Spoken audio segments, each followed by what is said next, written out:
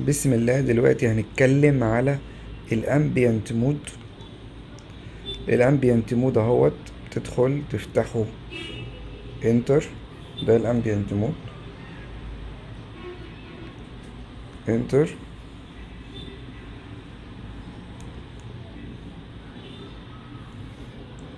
هيبدأ يحمل.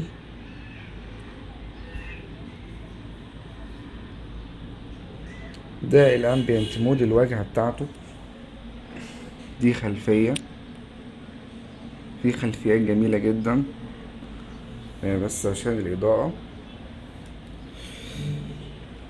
في الحلال احلى بس سهله. دي الفقرة السينمائية، تضغط عليها كده بيجيب لك صور متحركة سينمائية، أي واحدة فيها تختارها. مثلا دي صوت البحر،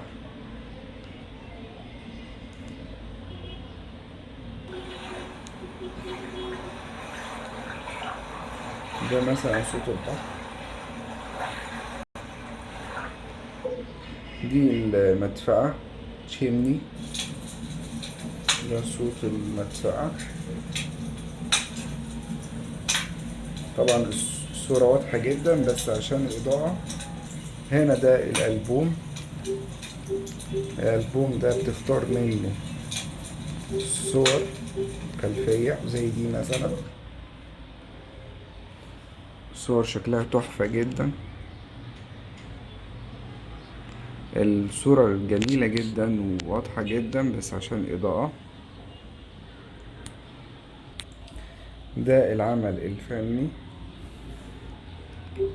برضو في خلفيات تختارها، نفس الخلفيات. نمط الخلفية ده انت بتضغط عليه.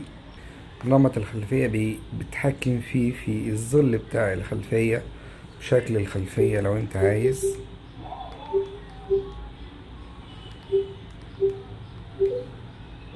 هنا بيقولك ايه هو الامبيانت مود.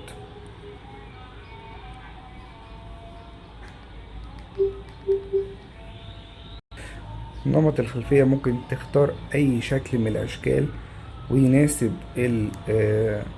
الباك جراوند بتاعتك، زي مثلا الريد بريك ده لو وراك طوب احمر او حاجة. هتبقى التلفزيون قطعة من الباك جراوند بتاعتك. تمام، فانت ممكن تختار، وبالتالي بيخليك لو انت داهن الحيطة بأي لون تختار اللون المناسب من النمط. يعني مثلا اللون اللي ورا ده تقريبا قريب من اللبني، فهو بيجيب الايه، الخلفية شبه ال